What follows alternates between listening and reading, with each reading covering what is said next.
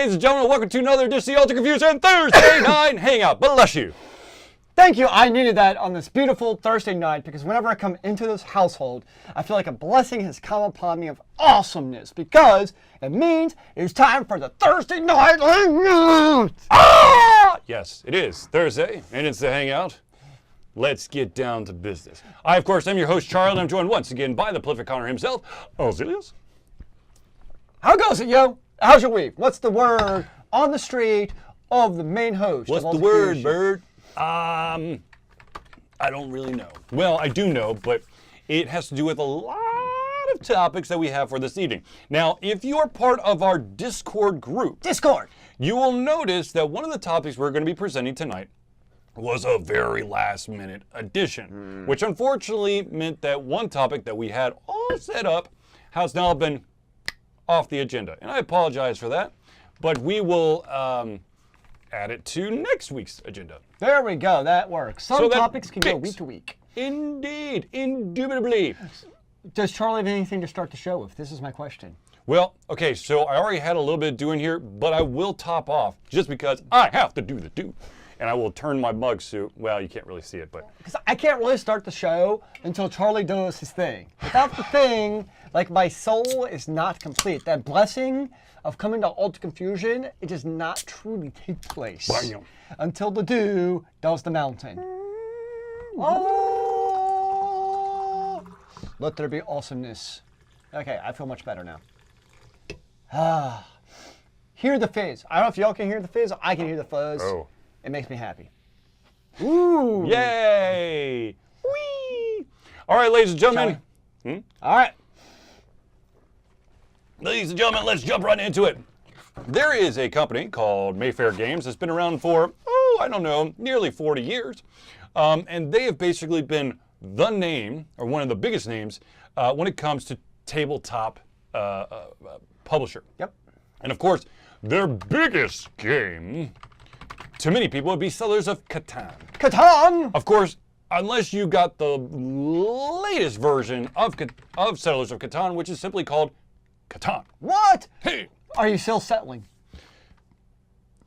Not the way that the context you're trying to say. I don't feel that that's the right settling. Like, you want to settle a village. Yes. Exactly. You don't just settle for the game. No, I want to settle the score and crush my enemies under my fists of military might for victory Well, actually, points. it's not really military It's might. victory points. It's more like you've got the correct trade routes and stuff. But yes. No, but they have knights. They have knights in the game, like the cards that you can draw from handing in the right resources. You can draw knights to give yourself victory points. Hello, Nudge. Hello, Nudge of the puppy. Every time I see your name, I want to have a puppy just sit in my lap. It makes me sad not to have a puppy right now. You want Arlo? I mean, he'll grunt and groan the entire time. No. I'm here for you, man. I'm talking about like a little 4-pound miniature dog who just sits there. I cut off your route by building my longest road. You son of a... Or when you play with somebody and they have the wheat and stone on a 6 and 7 and 8. And based on that, well, it can't be a 7. But the 6 and 8, and just based off of sometimes how you start the game randomized, you're like, well, this person's gonna win. There's no way to get these resources or they're gonna get them all. Oh, yeah? I hate that because Catan's a long game. I mean, it's a good game, don't get me wrong, but sometimes when you start out, it's like, oh. Yes, yes. Wow, that escalated quickly. So, so basically, Mayfair Games has closed their doors, and they basically have sold off their game catalog, the games they still had underneath their name. They sold them to a company called Asmodee North America, which is another producer and distributor. A large one. Yes. Let's see here. At the same time, it looks like Asmodee also snatched up Lookout Games, which is the makers of Agricola. Mm-hmm. That's a bigger one in the last couple of years, yep. Yep. Good Lord. Asmodee stable now includes Fantasy Flight Games, which I have a ton of games from them. Days of Wonder, I've got a ton of those from there. Days of Wonder's quality. I love Days of Wonder's games. F2Z Entertainment. I'm sure I've got an F2Z Entertainment, but I'm not I'm not 100% sure.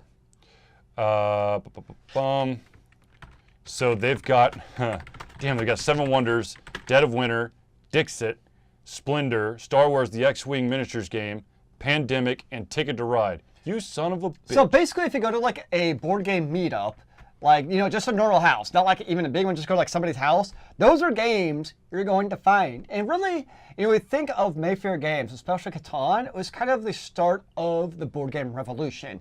For years, if you played board games, you know what you're playing? You're playing Monopoly, which is a game I hate, or you're playing Risk.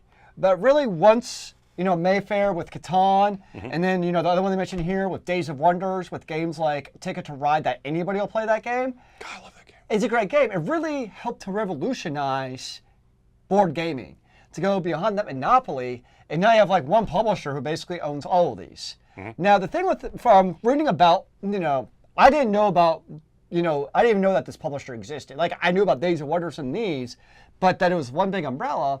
And then I come to find out from looking online is it doesn't really seem to be which is good, it's not like an EA situation where they take over these companies and then the production value goes down the crap hole. Kind of like what happens a lot of times in video games. From all appearances with Asmodee is they still keep up that production value. It's, the games like the Days of Wonders games and hopefully Mayfair games, it's not like they buy them up and they shutter the doors and absorb them all and their games just get terrible. And now, when you buy your Settlers of Catan game, all of your hex grids are going to be a quarter of the thickness, and they're going to basically just like, actually, they're not going to give you the hex grids anymore. They're just going to tell you to print it out for the same cost. So that's the one thing is, even though it's kind of become one company, it's not like the video games. Well, no, one of the things is they have, they've got all these companies underneath them, but all these companies are still publishing under their name.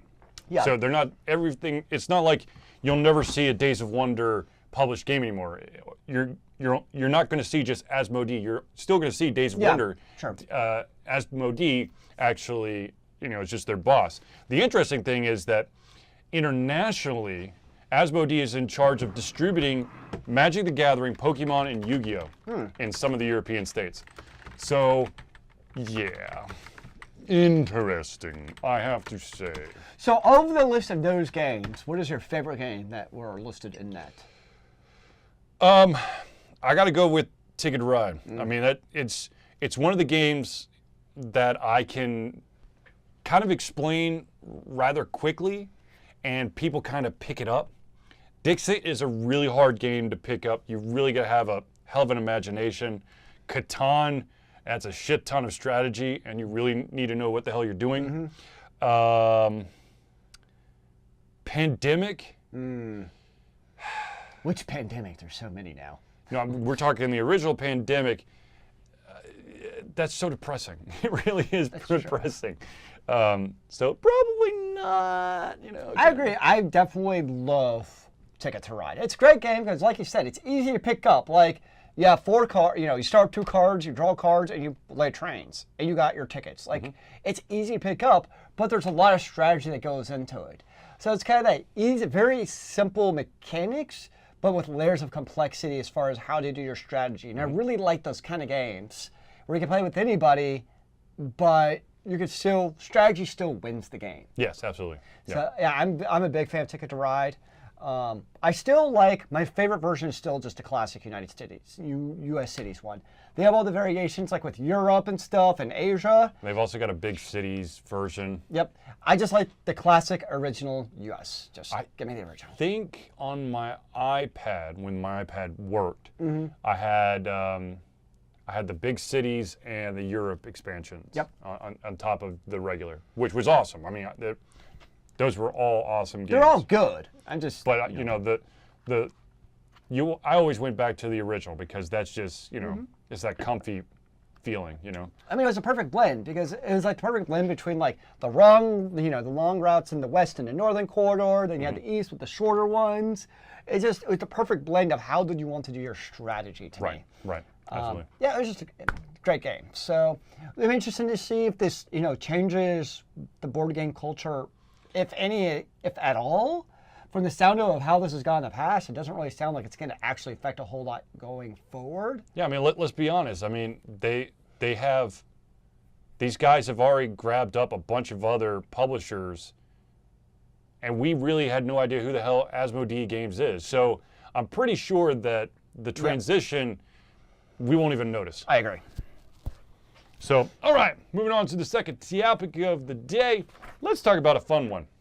Ooh. Old Spice and Dungeons & Dragons come together to create a new class. Ooh, do tell, sir. Old Spice, best known for its line of male grooming products like deodorant and cologne, has decided via Twitter that they have created a new playable class for Dungeons & Dragons. Zealeus will drop the link into the chat so that y'all can actually go to the page and download the official template.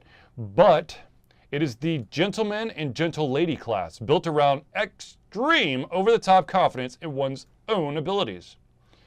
The best way to describe it is basically a bard on steroids with a few overpowered abilities mixed in. Yes. Not only does a gentleman get an increase in their base attack, bonus every level, something that's usually reserved for martial classes only, they also get to add their charisma and dexterity modifier to their armor class whenever they wear a fancy suit. I kind of feel like there needs to be like some kind of counterbalance to the overpoweredness. I think I've decided that it's, as you become more powerful, it probably means they also have more Old Spice going on to overpower your enemies. But there's also the side effect of that strong smell potentially overpowering your teammates, potentially like making them nauseous and they pass out from that overwhelming smell of freshener. Angela says, level 17, get a new haircut. It's so epic, all the other players instantly gain another level. The GM can't do anything about this. Yeah, as a GM, I would be like, no. So, of course, this has not been play tested for balance purposes whatsoever. However, it's pointed out that several of the gentleman's abilities involve either subverting the DM or undercutting his decisions, so it's unlikely no sane DM would ever allow this to actually be allowed in the game. But you never know. It's And then, of course, level 20, transcend humanity and become pure energy, and just tell the GM when you want things to explode. I love that they did this. And like, if you look at the character sheet, it's not like, I mean, yes, it's obviously OP'd, but it actually follows the 3.5 rules. Yep. It's not like they're just throwing random crap. I mean, it is random, yes, but it at least follows the modus operandi of 3.5 rules. Now, of course, the current version is 5, and this class does not adhere to 5, but that's still really freaking cool. I don't even, Old Spice, that's, damn, dude. What? That's really cool that Old Spice actually I do a think little it's banana funny. nuts. But that's what Old Spice does, is like they kind of pick on the memes. Like they'll do Reddit Ask Me Anythings, and they'll totally just eat up the memes that people have made. They live it up, and it works for them. Like they're kind of that kind of company where they have fun with the social media, obviously with D&D. And so I think it's cool that they do this. It's just a fun take on advertising, and think about the advertising that they're getting out of this for really not costing them anything. I mean, here we are talking about D&D Old Spice. This is free to them. So why wouldn't they do it? You know, they probably paid some intern to do this. Like, hey, you play Dungeons & Dragons? Yeah, you're writing up a class. All right. And people are now talking about this who otherwise wouldn't. I like it. Yep. So, let's see here. On to the next topic. There's more. That's more. All right, ladies and gentlemen, here's a very interesting thing. Twitch has now introduced guidelines that take into account offline behavior. This is kind of something that is a result of what has been going on with YouTube, where a lot of YouTubers are doing dumb stuff while not actually, streaming or posting on YouTube. Call it the Logan Paul effect, if you will. So anyways, so basically, what they're trying to do is they're trying to deal with toxicity of individuals who are big name streamers on Twitch when not streaming. So, so here we go. These new rules are part of Twitch's new stricter policy on harassment, which the company has been working on for months. Conduct we deem to be hateful will result in immediate, indefinite suspension. Hate simply has no place in the Twitch community. Twitch defines hateful conduct as any content or activity that promotes, encourages, or facilitates discrimination, denigration, objectification, harassment, or violence based on certain characteristics, and it is strictly prohibited. And these characteristics are race, ethnicity, or national origin, religion, sex, gender or gender identity, sexual orientation, age, disability or medical condition, physical characteristics, veteran status. So, of course, you know, this is going to cause a lot of people going, what? But I'm fine with it. Like, I think back to high school. I don't know about you, but at the high school I went to, our dean of students, she would actually like sit in her car and watch for students driving. And if she saw you driving your car, not on school property, mind you, just driving, you had a cigarette, you would get 2 and 2, demerits and work details. So like it was very clearly stated that like anything you do off campus, it's a reflection of the school.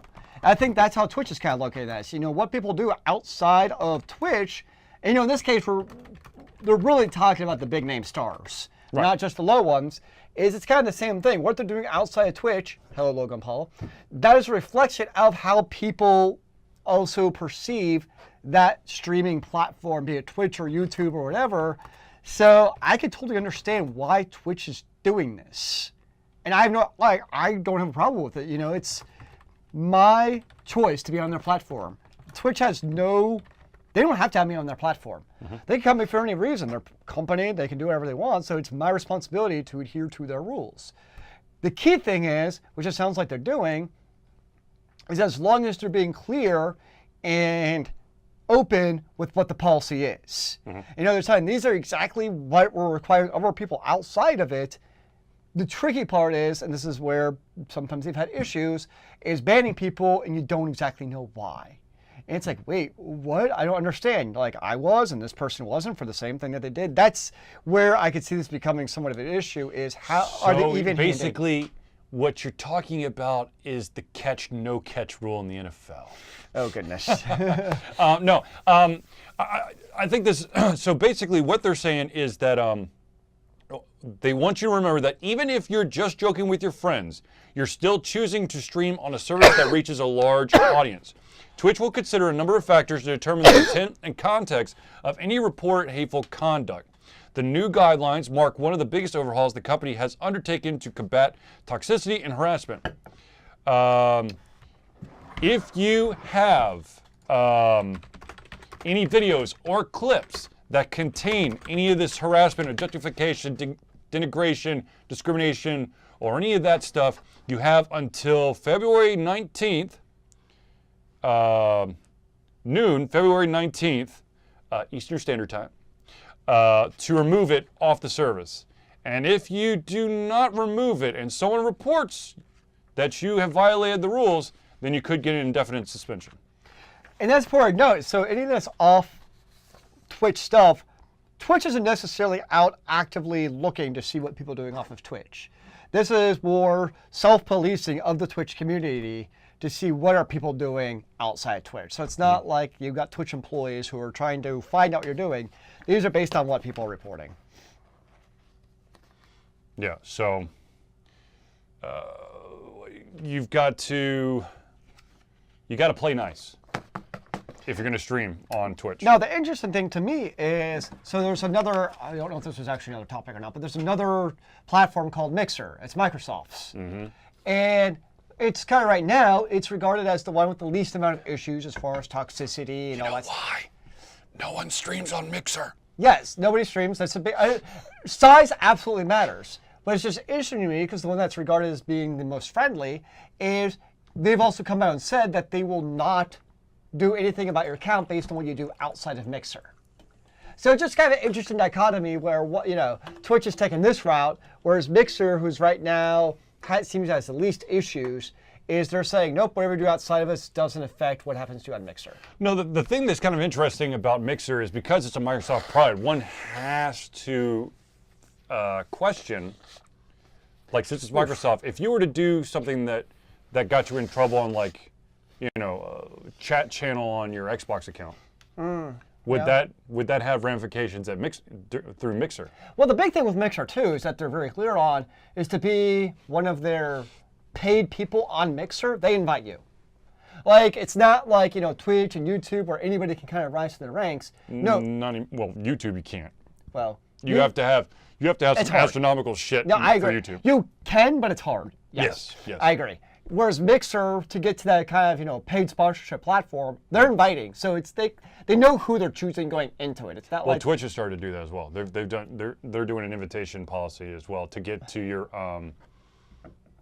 affiliate status. Yeah, and I think part of that is because some of the bad actors with these communities. A lot of these kind of famous streamers, they're kind of terrible people on the show. Maybe not outside of Twitch or YouTube, but we watch their shows, like, wow, this guy's a total D-bag.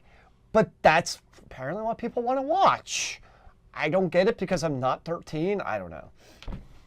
Right. In a world that's ever evolving, I think we're at the point where... Evolving is an interesting word. Yes. The douchebaggery, you have to be very careful about the douchebaggery at this point. Yeah, and the thing, it's, the douchebaggery, I always say this when people, talk about, the world we live in. I don't believe that the level of douchebaggery has necessarily changed. It's just, it's so easy for it to be out there in front of everybody. And for some people, like Paul Logan, there's a net... Logan Paul. Logan Paul. Like, for him, there's a net positive effect for being a D-bag online. For him, that's how he makes his money. So, before you get punched in the face and kicked off the playground for being an idiot, whereas now, like, you're actually making money off of the antics that he's doing.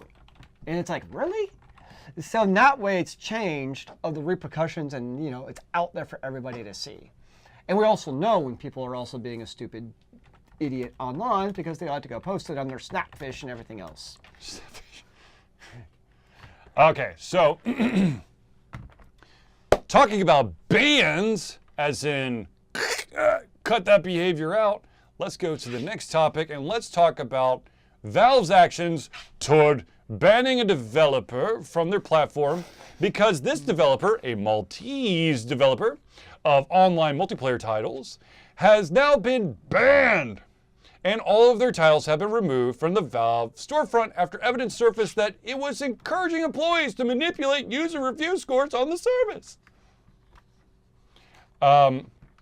So let me read the statement from Valve? No, from Inzel Games. Oh. This is after all this stuff went down. At the day of EA launch in, I believe EA is one of their games. Is that right? I can't remember. I want to make sure that I get this right here. No, it's Wild Busters and... Wild Busters is a big one. Okay, yeah, so it's got to be... Okay, so at the day of EA launch in December, an email was sent to employees, to everyone in the company, telling staff, about 20 people, including freelancers, how important reviews are in the Steam ecosystem, and that a failure of Wild Buster, one of their games, would mean the company was in jeopardy. It was meant to rally people's support, including advertising the game to their family and friends, in hopes to simply get more reviews. It was never intended to threaten anyone, but just state the importance of reviews for the whole company. No staff has received penalties for not buying the game or writing a review. There also never were text or instructions provided how to write the review. We sincerely apologize for the misleading wording in the email and the practice in general. We, the complete team behind Inzel Games, will keep working on improving Guardians of Ember, another game, and Wildbuster, which are still available through other channels. We hope to regain the trust of players through our future actions and are further in discussion with Steam about this incident. Until then, current Steam owners or those in possession of a Steam key can continue to play normally. There's two problems with that. Yes. Of why I call it a load of shit. Yep. One is there's the position of power. If you're a freelance worker or any kind of underling for an employer and you know your livelihood is at stake, and you get an email like that that's saying, these reviews are very important to us. If not, you may not have a job in the future going on because we will go under. What is your first reaction going to be as a mere underling who does not have the power to keep yourself employed at the company? My first reaction is going to be like, oh crap, I better go review this game or who knows what's going to happen. It's called abuse of power. That's what happens. That's going to be my reaction as an employee, and that's going to be a lot of people's reaction. The second issue is, it's not like Valve didn't do a review of this issue. It's not like they just took the word of an email and be like, well, now you're off. Valve actually did an internal audit of the reviews of the games and found troubling findings of reviews coming from the publisher's keys and IP addresses and that stuff. So they found evidence when looking through the reviews that verified that there was something shady going on from the publisher reviews that were giving it, basically fake positive reviews that would not have been otherwise there. So that's my two problems I have with their statement. So in this statement, they mentioned a previous email, and this is what really got leaked. This email, or sections of this email, were leaked on Reddit. That basically the CEO of Inzo Games the email contained encouragements to employees to buy reimbursed copies of the game in order to leave a Steam review. That doesn't, yeah. And here's the actual text, okay? Of course, I cannot force you to write a review, let alone tell you what to write, but I should not have to. Neglecting the importance of reviews will ultimately cost jobs. If Wildbuster fails, Incel fails, and then we will all have no jobs next year. Yeah. That's the blurb from the email. I read that and I'm scared shitless. Yeah. I don't know about you, but I read that I'm like, I'm doing a review now so I don't lose my job. And the way I would parse that too is my employer is going to see if I'm doing a review or not. It doesn't say I have to, but it's very clearly in tone that you damn well better do a review. So reading that, yeah, that's a clear threat on behalf of the publisher towards its employees. So Nudge says, so who cares if they left a review on their own game? Well, one thing is Steam will check to see how long you've actually played that game. And I know that I'm going to go way back on the time machine for some of you. There was a game that's still sort of there called Global Agenda. Oh. And there was a gentleman that had to review Global Agenda and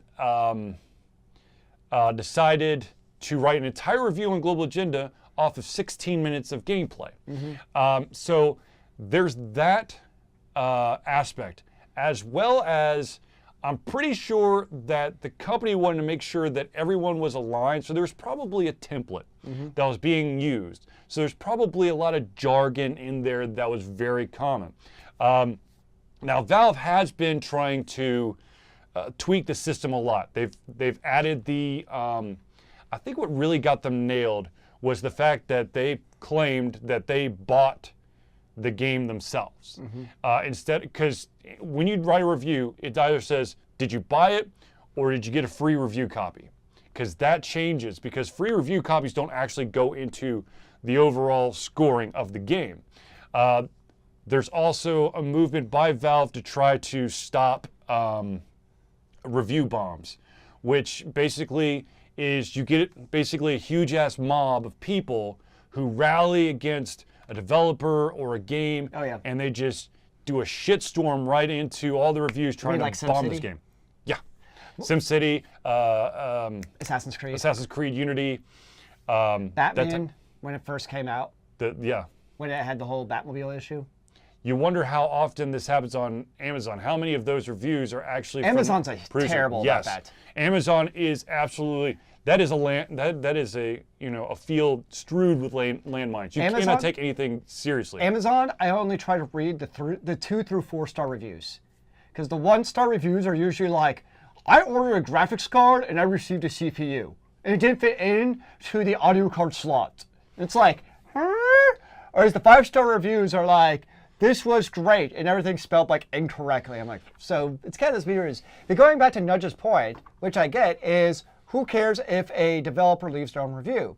The problem in this specific scenario, just talking about the Wildbuster game, is when a company basically threatens their employees with their jobs and livelihoods if they don't leave a review. That to me is the issue with this. Because now you're no longer you're not impartial. Well, no, yeah, In this exactly. case, You're we're not not giving an impartial. honest review. And the other issue too is developers from what Steam found or Valve, it was issues with the review codes coming from the developer itself. Mm-hmm. So you're right, a politician can vote for themselves.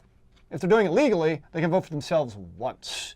Whereas in this case, a developer decided to try to game the system, they could potentially leave a number of positive reviews that would not otherwise be there, skewing the results. So that's where I think the issue with this is. Yeah. So, I mean, the other thing was, you remember that there was a huge issue, and this is one of the reasons why Steam Greenlight disappeared. Was that you had a lot of people gaming the system with, give me the upvote, and I'll give you a free key from our shitty game. And then we'll have trading cards, and then so they make money off of trading the trading cards without actually cutting Valve in on the profits of buying the game, because no one's actually buying the game. That's It's dirty. It's very dirty. I see a lot of advertisements for this Wildbusters game. To be totally honest with you, I have no idea. They're on my Instagram. So I see it like, it's like, you get your ads on there, and that's where I see them all. I don't know. I was like, it looks kind of interesting. No, I'm good. Okay, so before we go to the next topic, because we're talking about reviews and whatnot, so it's not that far of a stretch for us to talk about writing in general. I don't have a slide for this, so bear with me here. I'm bearing. It's very terrible, but I'll bear. So I've been trying to get through like a ton of like sci-fi fantasy stories as of late. Okay. One of the authors I've been reading a lot of course, is Kendra Souter, who I've met a couple times at different conventions, and I finally figured out what it is that keeps knocking me out of like, there's a pace. If a book is good, if it's well written, there's a certain pace that you fall into. Yeah. And you keeps going. But with Kendra's books, there's this weird thing that happens. From time to time, you get like these like reminders, like thrown in. You're just like, I know. Why are you telling me this? And I think I figured it out. It's my total. It's not a fact. It's just my opinion. I feel like she's trying to go for a certain word count in every single chapter, and so, or for the book period. And so you'd be like, hello, 10th grade English. No, it'd be like, let's see here. Zealeus has a cat named Rose. Okay, you learn that in the first chapter, and throughout the rest of the book, you'll hear Zealeus really misses his pet, the cat named Rose. You're just like, yeah, I know. He's got a pet. He's got a cat named Rose. Zealeus was pondering about Rose, the cat, and how much she missed her. I'm like, so you're saying it's like an AlteredConfusion podcast where I talk about Rose too much. well, the thing is, you just say Rose. You don't try to get like descriptive and stuff, and try to like finagle it slightly that different first ways. sentence, you could have just said like, comma Rose. Yeah. And that very clearly tells you, oh, it's Rose. It just feels there was like a weird kind of, it's a hiccup that's, and I'm not saying this the exact same thing every single time, but there's certain, I understand. There's certain important bits of information that I am of the opinion of, if you feel that it's important, the reader, hopefully, if you write well, will know that's important and you don't have to send out reminders. So I've been reading a book. Speaking of things that annoy me in books, I've been reading a series that's called the Broken Earth Saga. It's very high regarded. It's newer sci-fi. It's won some awards. It's a really good book, but the problem I have, and this always threw me off in another very popular series, is when they constantly switch characters. Because the thing is like... Game of Thrones! Yeah, because I get really into this character, I'm reading, something exciting to happen, and then it switches to another storyline. And it's very jarring to me when they do that every chapter. You know, like every once in a while, it's like, okay, I can deal with that. But like every chapter, it does that. And it just really kind of grates on me after a while, where it just tires me out. Because this really fun thing happened with this character, or interesting, and then they jump to the other character, where something probably just as interesting is going to happen, but I'm still thinking about this. I'm just like, all right, I'm done for now. What about... I've had those type of books, but you always run into... Writers have this thing of, like, they have a core group of characters. And if they're doing that approach where they split off or whatever, you know, they give each character their own little, you know, segment. But let's say if one of those characters is poorly designed. Yep. And then you're just like, oh my God! Well, that's the other thing that ends up well, to be fair, in the first book, I can't really give it away because it's like a core part of the story. She does something very interesting with the different characters and how they're written the way they were.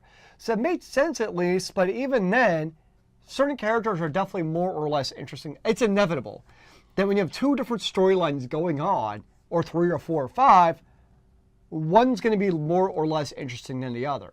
So it's kind of like when you're reading that really interesting story, and then you have to skip over to the storyline you're not very interested in. And believe it, George R. R. Martin's very guilty of this, because some of his stories were not that interesting of his characters. Like, no, I just want to read about this one character. That's all I care about.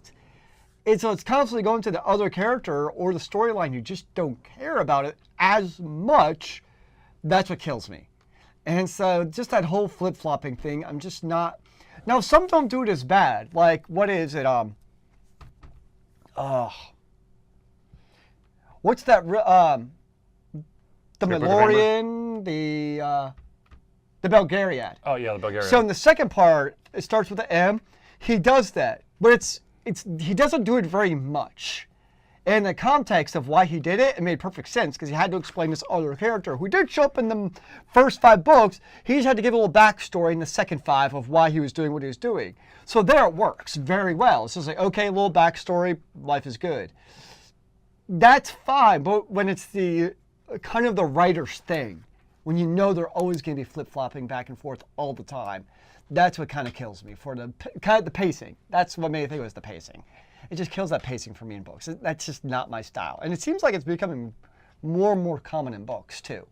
It's becoming... Let's use a big word. Prevalent. Ding! Big word. Too many syllables, sorry. Okay, so one more thing, and then we'll get to the topic. I'm trying to stall. I apologize. I'm trying to keep myself calm for this next topic. So anyways, one last thing. I started reading a collection of short stories by a gentleman by the name of John Harkness. He is a sci-fi writer out of Charlotte.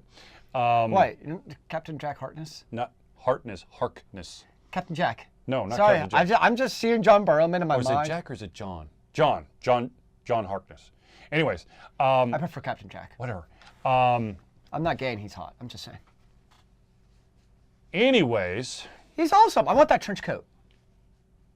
I need a Captain Jack trench coat. You can continue now.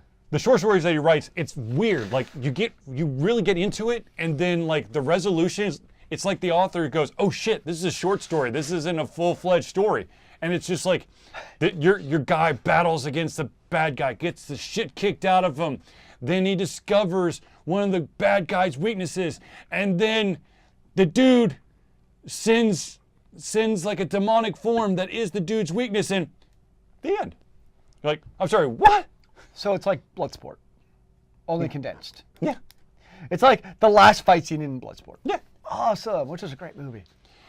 All right, ladies and gentlemen, let's do some shout-outs first. Fair enough.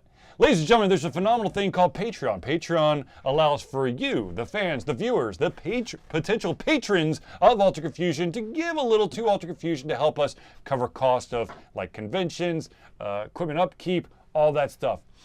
You can go over to our patreon.com/AlteredConfusion page and you can pledge $1 a month or $1 anything, million. if you want to do that as well. If you decide to donate any amount, please reach out to us and we'll work out a special deal to thank you for donating to us. Charlie will sign your chest or forehead, depending on your gender. I'll sign a Mountain Dew can for you. I'm not. Or your Mountain Dew can, regardless of your gender. Yeah. Or I'll give you some of my doodles, which apparently was a hot seller at Big Fan of Greenville. What would it take for somebody to give them all of your Funkos? Oh God, I don't know. That'd be a shit ton of money, that's for sure. Anyways, yeah, I've got a little Funko problem. Oh, yeah. Okay, so, but yes, if you have the ability to just donate $1, you know, that would be phenomenal because that $1 goes a long way to help us, you know, go to conventions like to help cover cost at MomoCon because there's the electricity cost, which sucks balls. Thank you, Maximus. I'm going to go out on a limb here, and I actually, Maximus is a fellow Twitch streamer who I believe plays WoW. Hey, wow! Yay! Yeah, I think so. Anyways, if you have the and it all adds up. Like, you know, it's, you know, $1 doesn't seem like much, but if 10 people give $1 a month, that's the difference. You know, you look even like, you know, I know Charlie does too. I follow a lot of cosplayers. The majority of their tier, people are giving like $1 or $2. Yep. But, you know, you got, I know we don't have that kind of followerships yet, but if you got 1,000 people giving $1, that's huge. You know, it adds up, and that's the thing. That's right. You know, it all adds up. So $1, whatever it is, it will make a difference. All right, so let's do this. Let's do topic 5. All right. All right, ladies and gentlemen, let's talk about the current governor of Kentucky, Matt Bevin, who has gone out on the record and said that it is not guns, but it's video games that is causing these type of violent activities. Okay, this has been annoying me. Well, that has been. You know who it reminds me of? It reminds me of the dude from Heroes. The guy who comes to Preston. That's who he looks like.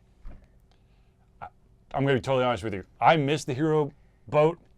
Well, to be fair, the first season's all you really missed. Everything else doesn't really count. Yeah, I heard that it just went. The first season was one of the most amazing things ever on TV. Everything else was terrible. Yeah, no. So okay, I'm going to try to make it through this. Okay. All right.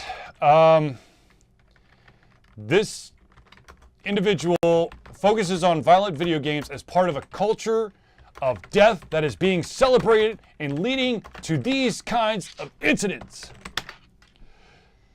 There are video games that, yes, are listed for a mature audience, but kids play them and everybody knows it, and there's nothing to prevent the child from playing them. It's called parents. I can stop my child from playing violent video games. Yes, I can't do it outside the house, but gosh darn it. There's also parental controls in all these games. Yeah. Or on the consoles and your PC, there's parental controls. You can install software to prevent your kids doing it. Or how about the game consoles are in a common area and not in the area of just the kids? Whoa. I know. Crazy thought. Holy crap. Parents getting involved with what their kids are doing. And this is why I'm glad I don't have to deal with parents at work. So I deal with the school, and you know our kids have laptops. Dude, I'm really glad I don't have to. So much. Because like we get that. We're like, my kid's doing X, Y, Z. I really just want to say, why are they using their laptop in the bedroom at night? They could only use it in your living room. Problem solved. Yep. And like, I'm glad I don't have to deal with that because I understand it's a very, political situation. Not this type of political, but you just have to be political about it. You can't just say what's on your mind. And it's just, I hear that a lot. And that's not just my school. That's the schools in general. You're going to have the parents who don't want to take that time to parent. Well, guess what? You have the time to have a kid. You have to parent. I'm sorry. That's part of the responsibility is taking the time to do that. To a I guess a little bit of lighter topic, but still the parent actually needs to be the one who does shit for their kids. Yes. Let's see here. When my 5-year-old just started his school, Yep. like when he was 3, miraculously, he was actually potty trained. Mm-hmm. I don't know how it happened, but he was potty trained. And there was parents there who were asking the teachers, so y'all are gonna potty train our kids, right? Teacher's like, no, we're not. You're potty training the kids, and you've got a deadline, which is basically, I think once they turn into 4, they have to be potty trained, but it's on y'all. And parents like, what? Look. And even like, so there's an argument, well, what if my kid goes over to our friend's house? Well, guess what? If you're that concerned about little Johnny going into a friend's house, then don't let him go to the friend's house. Yeah. I mean, or just if you're too scared that little Johnny, whatever's in his house is a bad influence, then little Johnny can only come over to y'all's house underneath your supervision. yeah, so there are solutions to the problem. People just don't want to be the bad guy to their kids. They want somebody else to be the bad guy. If my kid's not doing well in school, it's not because my kid is being a moron, isn't studying. It's the teacher doesn't know how to teach. Yes. That shit did not fly in my household, by the way. Okay. If I was doing bad in school, and I told my parents it's because the teacher doesn't know how to teach, I'd have a teacher-parent conference, and I would be told that I'm an idiot and I need to start doing what I need to do to get a good grade in this class because the teacher is the teacher. I remember my very first test in high school was Spanish. I got like a 60 or something on it. Not very good. My parents didn't even ask me. They just set up the teacher with the conference, or a conference with the teacher. Yep. And then my mom came home and was like, guess what, Johnny? Every day for the rest of the year, we're doing 15 minutes of flashcards every night. My mom learned Spanish with me my freshman year of high school. And guess what? I did fine in the class. But again, she had to take that time out of her, evening every night to do flashcards with me. But she was my parent, so that's what they did. All right, now let's get back to moron here. He states that video games celebrate the slaughtering of people. There are games that literally replicate and give people the ability to score points for doing this very same thing that these students are doing inside of schools, where you get extra points for finishing someone off who's lying there begging for their life. I'm being totally honest. Maybe I'm playing the wrong game, but I don't really remember like a game that's constantly going, oh no, please don't hurt me. No, there's not really many games where you actually kill innocents per se. You know what I mean? There was that one Call of Duty where the opening scene, which you can skip by the way, where you've infiltrated like a terrorist cell and you have to kill people in an airport. But you could skip it. Yeah, but pretty much. John Deere Simulator? Don't know that one. Don't know that one either. But yeah, it's okay. Sorry, is there more? No, so this, of course, this was given on a, I'm guessing a TV show. And the host was saying, these are quote unquote video games and they're forced down our throats under the guise of protected speech. It's garbage. It's the same as pornography. They have desensitized people to the value of human life, to the dignity of women, to the dignity of human decency. We're reaping what we're sowing here. Okay. Under the guise of free speech, really? So, okay. You mean that whole First Amendment thing? I know it's going to sound crazy, but the people in the vast majority of professional pornography,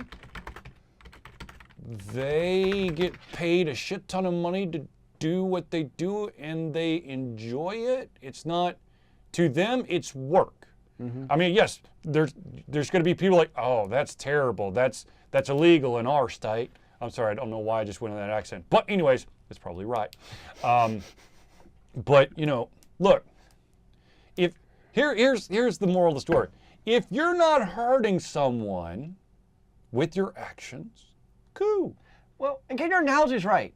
Sorry, pornography, morally or not, is nothing like video games or killing people. Like, that is like such a leap of logic that makes absolutely zero sense. Like, that defies I don't get it. Like, no, they have nothing to do with each other in the least. Even if you believe that video games cause violence, they still have nothing to do with porn. So even just that. Well, no, it's because connection. Porn makes us all believe that that's the way sex is supposed to be. So video games make us believe that that's the way the world should be. Everyone should find a gun and just shoot people. You know what? I've already had this conversation. There's only so many ways to have sex. I mean, I'm sure that you could go in some deep, dark corners. Hell, you just go to Dragon Con and go into one of those deep, dark corners. Right. And they'll teach you a shit ton of stuff. Where's Nudge when we need her? She'll be back, I'm sure. I mean, she's missed out on her part of the conversation. Okay, so, shit, what was I going to say? You were talking about sex. No, there was something else. Damn it! Oh, I lost it. Adam. Damn, I had a good point, but I can't remember. Anyways, all right. And here's the other problem with this too, is whenever people come on TV, and they blame anything. They blame video games, they blame, whatever it is they're using emotional arguments. They're just saying, it must be this. So my question that I asked the Kentucky governor, where is your actual studies, verifiable data, peer-reviewed journal articles that actually back up your claims, other than conjecture? That's what I would love to see, because I'll give you a hint. You're not going to find it. The conjecture is his stuff. So that's the most frustrating part, is it's not even just this topic, it's just in general. Politics is so full of these kind of grandiose statements of blowhardedness that sound great to the constituents and to the people and to their specific demographic and the people who they want to vote for them, where it's not grounded in reality. And what ends up happening, if people come out in opposition to this, he just says, do you hate kids? Do you want kids to die because of video games? All right, so Sam, NRA nuts like this would happily ban video games and then ban violent movies and then ban whatever else they could blame. Anything but their precious guns. Okay, so the NRA is not the largest group. However, they are the most organized group in the U.S. When they know that some shit's going to go down, they are there to oppose it so that nothing can be passed. Also, NRA pays a lot of people, makes contributions for a lot of people to look out for their best interest. So if an individual can find a quick turnaround, something to blame, then there's so many people who are like, oh yeah, that's it, because someone in power told me that's it, so it's gotta be it. Yeah. Okay. So what I was gonna say just a little bit ago, which I blanked out on, I came back now. I don't know. I've already had this conversation with my 5-year-old, and I continue to have it every single time. When he sees violence in video games, movies, TVs, comics, whatever, this is fake. This is something that stays in this. This is not what we do in the real world. And guess what? He gets it. Jeez almighty, what the fuck? You mean you have conversations with your kid about what's Talk real to your and not? effing kid. Look, it's been a very long time since I've gone on this soapbox, and I apologize, but parents need to be freaking parents. The TV is not a nanny or a babysitter or the only learning tool for a child to grow up with. You have to be a part of your kid's life. If your kid wants to play video games, learn about the effing video games. Sure, when I was growing up, I became very pissed that my dad started learning about my video games because that a-hole started playing all of them and then buying the the sequel and then playing those and not allowing me to play the damn games. Not because they were bad, but because he was enjoying it too much. And now he's a crazy wackaloon who could do first-person shooters on the highest difficulty and feel okay with getting one Headshot. one headshot and go. But yeah. Anyways, but I usually drag someone out of their car after I crashed mine. You're telling that this is wrong? All right, so. And the other thing that frustrates me about when politicians make random crazy statements like this is it makes it that much harder to have genuine talk about what to do about the gun violence, be it the shootings in the schools, which are becoming an epidemic, or how can we help to prevent this violence, whether it's health, mental health, what to do about guns, whatever the conversation is we never get to have those real discussions, it seems, as a group, as a nation, to actually try to figure out what is going on, because somebody, even let's just take gun control, for instance. It's hard to even have a rational conversation about gun control on the political national level, because the instant you even intone the possibility of gun control, the NRA starts basically trying to get politicians kicked out of office. And that's not even to say that gun control is the answer, but we can't really have that conversation about, nudge, no, please. I work with teachers, no. That's the scariest thought I've ever heard. They would end up shooting more students than the actual shooter. I'm trying to picture some of our teachers do that, and that truly frightens me. So Zealeus touched on a point about mental health, which is another hot button topic in this lovely US of A. And the fact is that we definitely need to take a look at mental health and pay attention to it and help people out. Oh, by the way, number 45 wants to strip, and his constituents want to strip all the healthcare funding away, but mental health is important. No one can go because we can't afford it. Or those who have the insurance are finding out that the individuals who you need to reach out to for the mental health well-being are deciding, I can't be under this insurance if I want to stay open. So they no longer take insurance, which means a higher price. Yay! Yeah, and that's the problem though. Even having those conversations as a nation, it's so polarizing. I don't know what the answer is, but yeah, it sucks. All right, so I'm going to read another statement from this governor.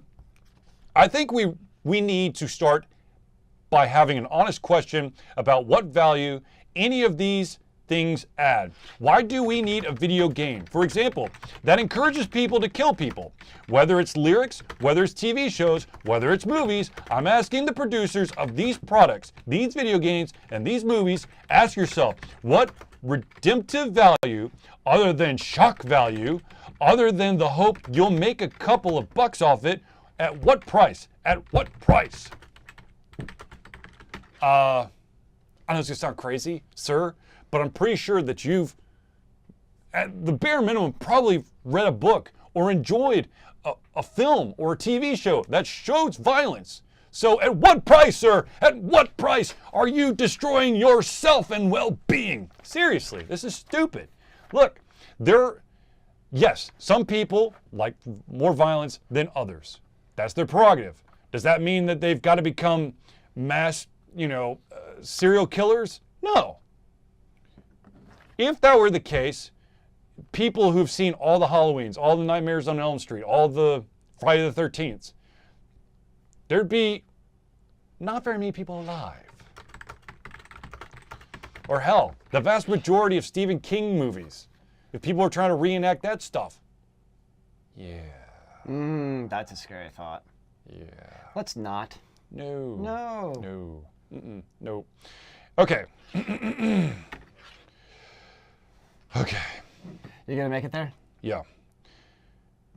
All right. So, let's talk about this video games being the blame game. Okay. This is, of course, not a new thing. This is not something that mysteriously has now become a hot topic. This has been a hot topic since 1999, or probably before, but it really made headline news when, of course, Columbine happened.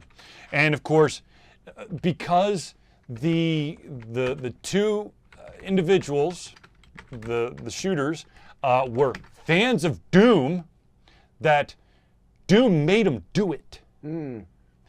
The giant eyeball thing that attacks me in Doom, it actually sending us subliminal messages on what to do and who to attack. That's exactly what it was. And then, of course, there were a lot of attention from the Virginia Tech mass shooting in 2007. A lot of attention was given to the fact that this guy played Counter-Strike. Now, the fun fact is he hadn't played it in years. He wasn't. So if he had fandom, it was long gone. But of course, Counter-Strike made him do it. And then of course you have then you had the Norwegian mass shooter and his wonderful, like, well, it's a hot button topic, so I'll just blame it on the fact that Call of Duty made me do it. Call of Duty, man. Yeah. It made me. Were there Nazis at the school that we should know about? Because No, this was Modern Warfare. So who was I shooting Modern Warfare? I guess it's Germans. I guess German Nazis? No. Here's the fun thing. Well, I guess you can't do Nazis anymore.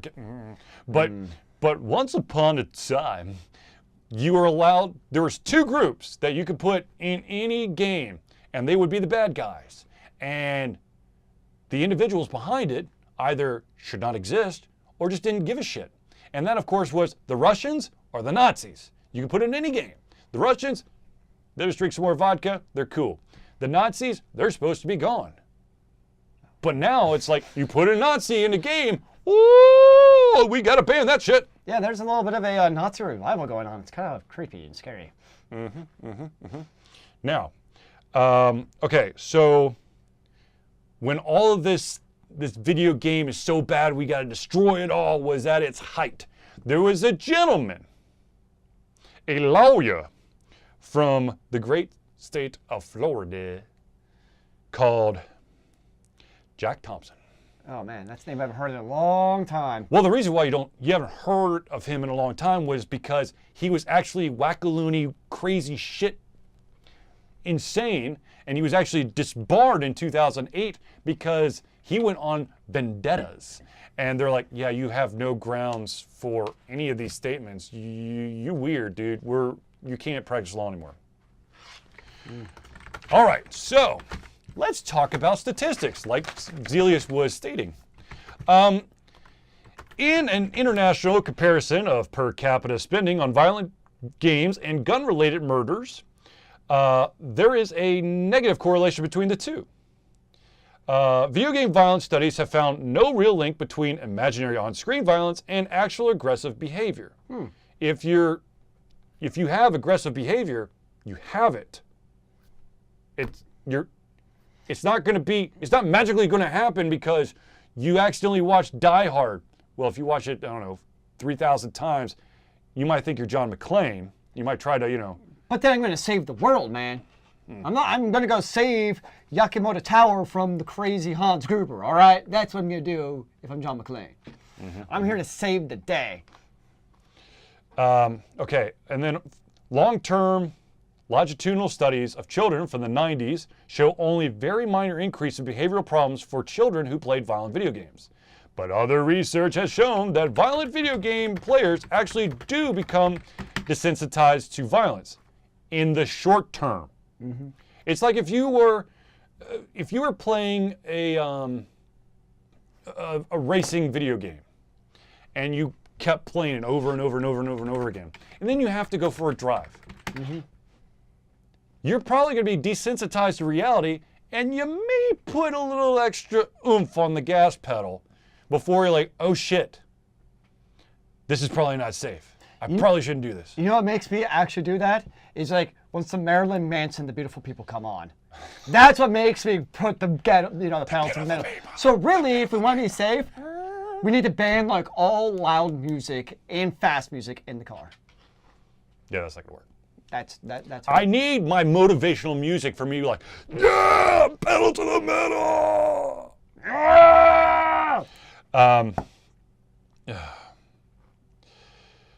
Science aside, video games and other violent media will likely be a focus for many politicians and commentators looking for an explanation for this latest bout of violence in the coming days. International statistics comparisons, though, suggest that the prevalence of guns in the United States is more closely correlated with these kinds of mass shootings. What? No! How about this? Well, I got the gun from Daddy and then I shot up everybody. Hey, Daddy, lock that shit up. Be responsible. How about that? Responsibility. What's that? God damn it, I knew you were going to do that. Oh, shit. I walked right into that one. Yep. Yeah. That's a classic right there. MXPX, man. Wow, that brings back memories. Yeah, it does. Oh, man, I walked into that one. Okay, so. Good. No, I can't even say. Kentucky Governor Bevin, sir, I know it's easy to try to pass the buck, to point the finger of blame at something that you think people, well, okay, let's be honest. The vast majority of what we see today are sheeple. They're not real people. They can't think by themselves. They have to believe in what those in power tell them to believe in.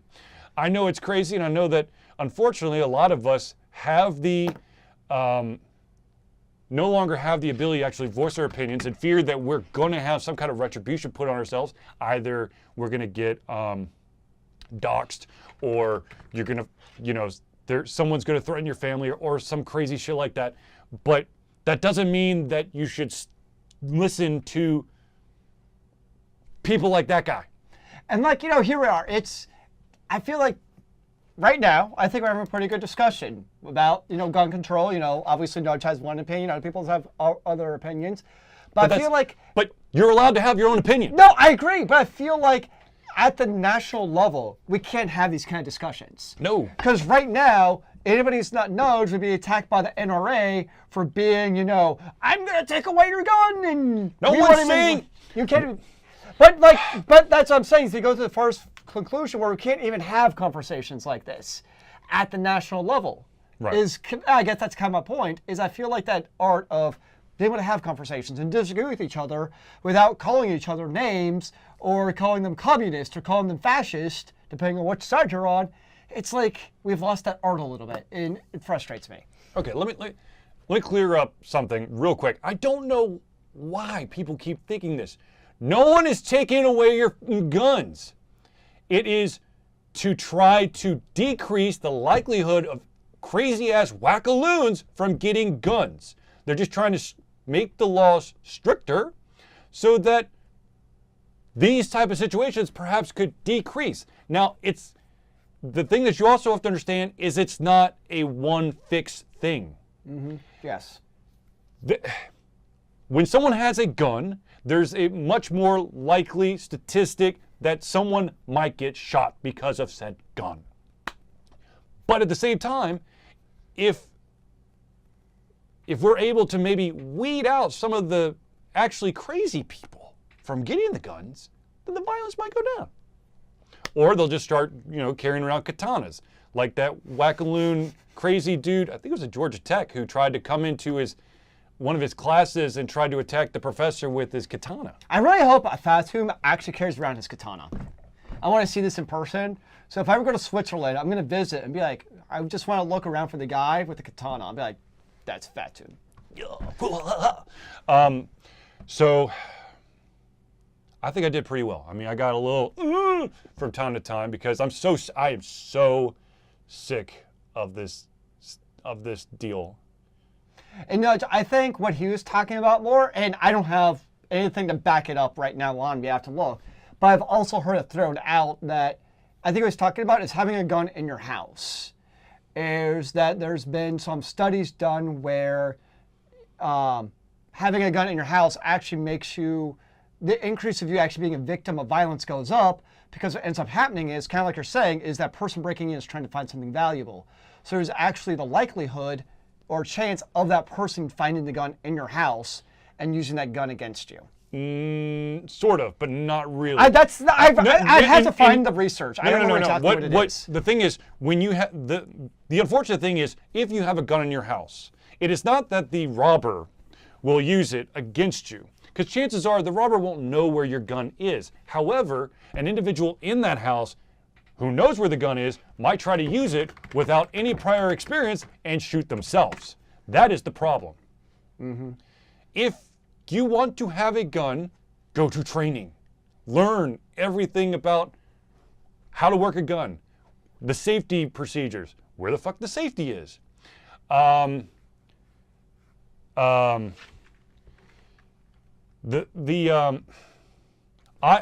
do not want to have, I'm going to be totally honest with you, I do not want a gun in my house. However, I want to learn about the mechanisms and the workings of a gun if I were ever to be put into a situation where I had to handle one, so I wouldn't kill myself or someone that I love or care for.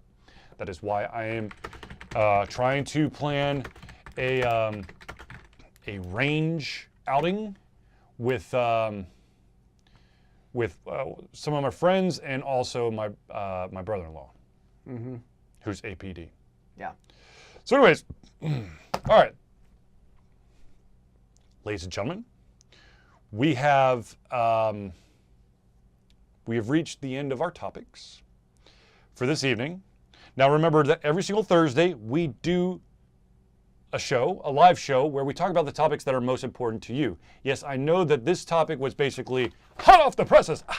Can I add one other thing about that? Yeah. One thing I would highly recommend looking into is if you call potentially your local libraries and or police precincts, a lot of them put on active shooter trainings. I know that the schools near where I work have done it a number of times, and they're open to the public. So I've been to them. They're very useful to kind of give you an idea of what to do in case of an intruder. And I would definitely encourage you all to look into, because that is the world we live in. Is you never know if a violent intruder, gun laws or not, no matter where you live in the world, there's always that chance of a violent intruder. So definitely look into those violent intruder seminars that they put on for free to learn how not just protect yourself, but more importantly, your family. All right. So ladies and gentlemen, we have unfortunately reached the end of our show for tonight. We do this every single Thursday night, where we talk about the topics that you want to talk about. If you want in on the action for voting or submitting a topic, definitely hit us up on our Discord. Join our Discord channel. Basically, is the best way to do it. I'm trying to kind of get the information out of what topics are available. I added it to Facebook this time, but unfortunately Facebook polls suck balls, so I couldn't actually do it the way I wanted to. But tell your friends, tell your loved ones, come join us every Thursday for the Altered Confusion Thursday Night Hangout.